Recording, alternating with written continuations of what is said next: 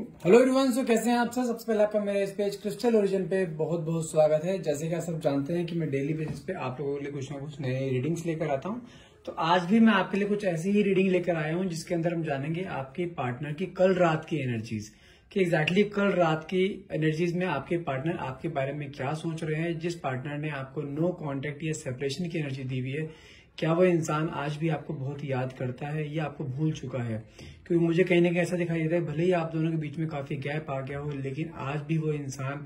उस इंसान के मन में आपका प्यार तरोताजा है। आज भी आपको बहुत प्यार करता है, आपके पास आना चाहता है, लेकिन आपके पास आने के लिए कोई एक्शन नहीं ले पाए। तो देखते हैं कार्ड्स के थ्रू कि आपके पार्टनर की करंट एनर्जीज क्या चल रही है, कल रात को आपके बारे में क्या वो सोच रहे थे, क्या करना चाहते हैं, क्या आपके साथ एक्शन लेना चाहते हैं। Let's see what the card says.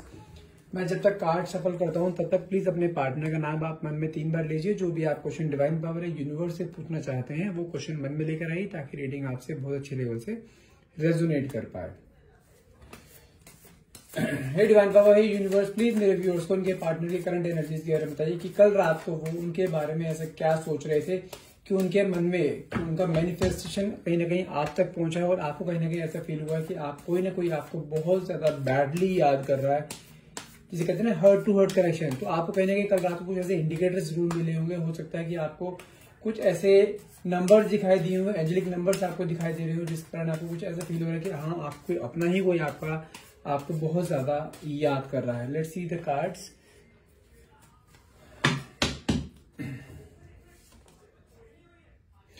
Two of pentacles,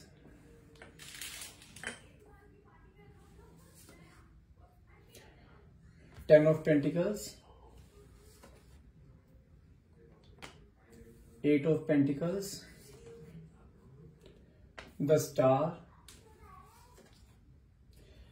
Knight of Cups, Nine of Swords, Seven of Pentacles,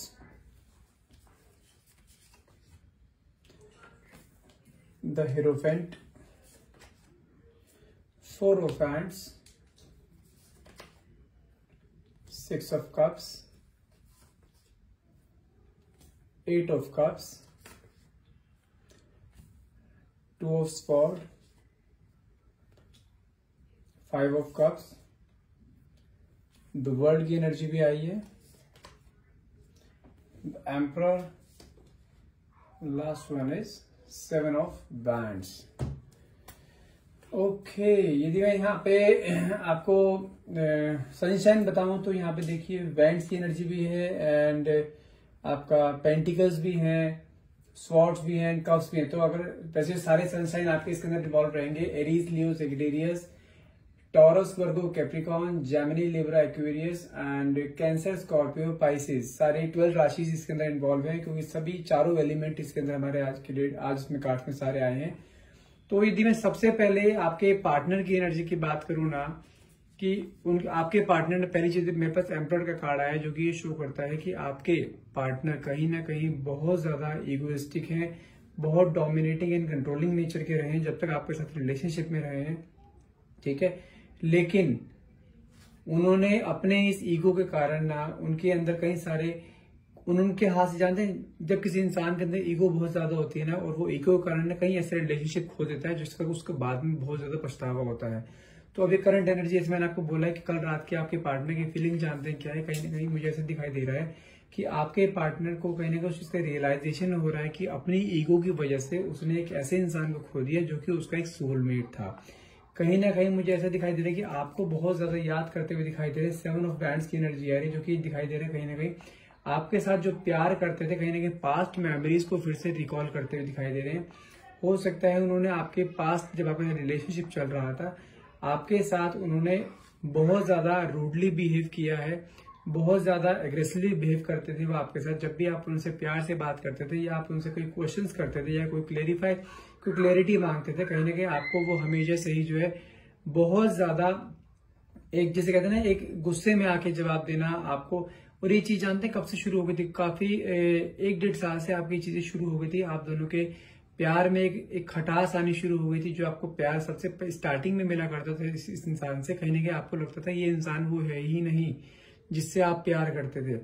अगर मैं इस बार पार्टनर की बात करूं आपके, तो मुझे कहीं ना कहीं ऐसा दिखाई देता है कि आप दोनों का रिलेशनशिप जानते हैं कि ऐसा रिलेशनशिप है, हो सकता है कि आप एक सिंगल हैं, मतलब कि आप अनमैरिड हैं, और मुझे कहीं ना कहीं दिखाई दे रहा है कि आपके पार्टनर मैरिड है। आप किसी आपके पार्टनर का ये एक्स्ट्रा मैरिटल अफेयर है जो आपके साथ चल रहा है, और आप इस पार्टनर के साथ जब से आप रिलेशनशिप में ना, आप जानते थे ये पार्टनर ऑलरेडी मैरिड है, लेकिन कहीं ना कहीं आपका अट्रैक्शन इस इंसान से हुआ, और स्टार्टिंग में इसने आपको ये बताया नहीं था कि दैट ही इज मैरिड। कुछ टाइम बाद जब आप इसके बिल्कुल प्यार में आ गए, जब इसने आपको अपने प्यार में डाल लिया कहीं ना कहीं, तब आपको उस चीज का पता लगा कि हाँ ये मैरिड है। उस समय जिस समय आपको पता लगा था ना कि ये इंसान मैरिड है, कहीं ना कहीं आपके बीच में और इसके बीच में तब भी बहुत ज्यादा क्लैशेस हुए थे। लेकिन देखिए मेरे पास कार्ड भी यहाँ पर निकल गया है आपका 8 ऑफ कप्स का कार्ड निकल गया, जबकि जब आपको पता लगा था ना इस बारे में कि ये इंसान मैरिड है, तब भी आपका रिश्ता कहीं ना कहीं टूटने की कगार पे था। लेकिन इस इंसान ने फिर से आपको कहीं ना कहीं मनाया है, फिर से आपको अपने प्यार में लेकर आया। 2 ऑफ स्वॉर्ड्स की एनर्जी आई है। आपने कहीं पर रिलेशनशिप को इस वापस आने में मना भी करा उसे कि मुझे ऐसा रिलेशनशिप चाहिए नहीं जिसकी नींव ही झूठ के ऊपर रखी गई हो। लेकिन कहीं ना कहीं आप तब तक इस इंसान के इतने प्यार में पड़ चुके थे कि आपके मन में आपके लिए इस इंसान को भूलना बहुत मुश्किल हो रहा था। आपने कुछ टाइम ये चीज ट्राई भी करी कि आपको इस रिलेशनशिप से निकलना है, क्योंकि आप जानते हैं कि इस रिलेशनशिप का कोई फ्यूचर नहीं है, और आप इसकी वजह से आपने अपने कई साल इस इंसान के साथ लगाए, इस इंसान के साथ कई साल आपने अपने इमोशंस को इन्वेस्ट करा है। तो इतने साल इन्वेस्टमेंट के बाद यदि आपको कोई बोला जाए कि हाँ इस इंसान को भूल जाओ क्योंकि ये ऑलरेडी मैरिड है, तो आपके लिए वो बहुत ज्यादा मुश्किल हो गया। तो आपने कहीं ना कहीं इस चीज के लिए डिसीजन लिया कि मैं कुछ कॉम्प्रोमाइज कर लूंगी, लेकिन मैं इस इंसान को नहीं छोड़ सकती। तो कहीं ना कहीं देखो मेरे पास वर्ल्ड की एनर्जी भी आई है, तो उसके बावजूद भी आपको जब पता सब कुछ लग गया था कि ये इंसान मैरिड है, उसके बावजूद भी आप इस इंसान के साथ रिलेशनशिप में थे, और इस इंसान ने आपको हर वो खुशी दी है जो एक लड़की एक्सपेक्ट करती है अपने पार्टनर से। लेकिन जो आपके कहीं ना कहीं बैक ऑफ द माइंड आपके दिमाग में ये भी चलता रहता था कि ये इंसान के साथ कभी आपकी शादी नहीं हो सकती, उस चीज को लेके आप हमेशा से ही एक सैड एनर्जी में रहे। आपको कई बार ऐसा फील होता था कि ये इंसान भले ही मुझे कितना प्यार दे रहा है, आपको हर खुशी दे रहा है, वो जो आपको एक डिजायरेबल लव होता है, अपने इस इंसान ने आपको हर वो डिजायरेबल लव दिया है। लेकिन कहीं ना कहीं आप इस इंसान से कहने के मन ही मन में ना बहुत ज्यादा, जैसे कहते हैं ना, दुखी थे कि आपका कोई फ्यूचर नहीं है इस इंसान के साथ। तो इस वजह से कहीं ना कहीं आपके मन में एक सैडनेस हमेशा 24 घंटे रहती थी कि हाँ ये सैडनेस कब और कैसे जाएगी आपके दिमाग से। और आपने ये चीज डिस्कस भी कई बार करनी चाहिए अपने पार्टनर, तो आपके पार्टनर भी हमेशा कई बार जब ये चीज आप बार बार उसे डिस्कस करने की कोशिश करते हैं ना, तो कई बार उस इंसान ने आपको एग्रेसिवली भी आंसर दिया है कि मैंने कोई जोर जबरदस्ती नहीं करी आपको इस रिलेशनशिप में आने के लिए, आपको सब कुछ पता है, उसके बावजूद भी आप रिलेशनशिप में। जब वो आपको ऐसे वर्ड्स बोलता है ना कि मैंने कोई जोर जबरदस्ती नहीं करी आपको इस रिलेशनशिप में आने में, तो आपका जैसे कहते हैं ना बिल्कुल दिल टूट जाना। तो आपने इस इंसान के साथ इतना टाइम स्पेंड करा है, आपने इस इंसान के साथ इतना इमोशंस को इन्वेस्ट करा है, तब इंसान आपको ऐसा जवाब देता है ना, कोई एक सिंपथी वाला जवाब तो दिया नहीं गया, वो इंसान आपकी बल्कि आपको ही ब्लेम कर रहा है कि गलती तुम्हारी है, तुम क्यों आए मेरे साथ, मैंने कोई फोर्स नहीं करा था। लेकिन यदि मैं आपके पार्टनर की बात करूं, कहीं ना कहीं मुझे ऐसा दिखाई दे रहा है कि वो इंसान भी आपसे उतना ही प्यार करता है जितना कि आप करते हो। भले ही वो आपके सामने क्योंकि एरोगेंट कई बार होता है, जैसे मैंने आपको स्टार्टिंग में कहा, बहुत इगोइस्टिक इंसान है, बहुत एरोगेंट इंसान है, गुस्सा बहुत जल्दी आता है, बहुत जल्दी शॉर्ट टेम्पर्ड हो जाता है। कहीं ना कहीं मुझे ऐसा दिखाई दे रहा है कि वो आप दोनों को ना बैलेंस करना चाहता है, आप दोनों को, एक आप और एक उसकी वाइफ, कहीं ना कहीं वो चीज को बैलेंस बना कर रखना चाहता है। वो उसका मन तो ये भी है कि वो आपसे शादी करे, आपके साथ भी रहे, लेकिन एक सोसाइटी में रहते हुए कहीं ना कहीं, जैसे मैंने बोला ना कि ईगोइस्टिक, और कहीं ना कहीं उसको अपनी एक जिसे कहते हैं इज्जत की बहुत ज्यादा वो है कि कहीं अगर उसने कुछ ऐसा स्टेप उठाया तो वही ना हो उसकी इज्जत का फालूदा बन जाए या कुछ ऐसा हो जाए, उसका नाम खराब हो जाए।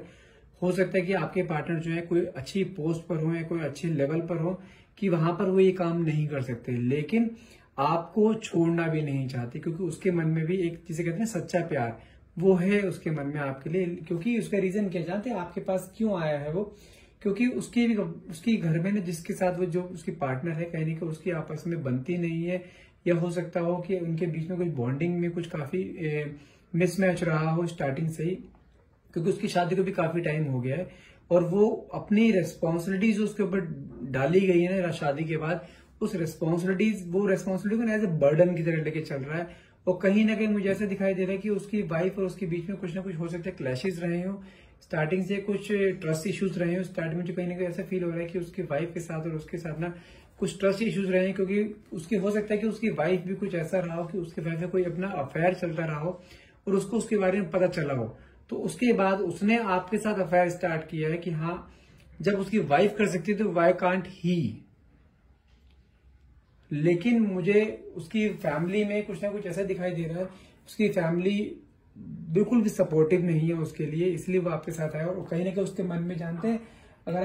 आपको शायद सुनने में बड़ा ऑड लगेगा, लेकिन वो कहीं ना कहीं सोचता है कि आपके साथ एक फैमिली बनाना, क्योंकि आपका और उसका एक बॉन्ड ऐसा है, ये चीज आप भी जानते हैं कि आपका और उसका एक बॉन्ड ऐसा है कि जो कि एक जैसे टूटे ना टूटा है। जैसे कहते हैं ना, कोई भी कितनी भी कोशिश कर ले, आप इस इंसान के बॉन्ड से टूट नहीं सकते। भले आप अपने आप भी कितनी ट्राई कर ले,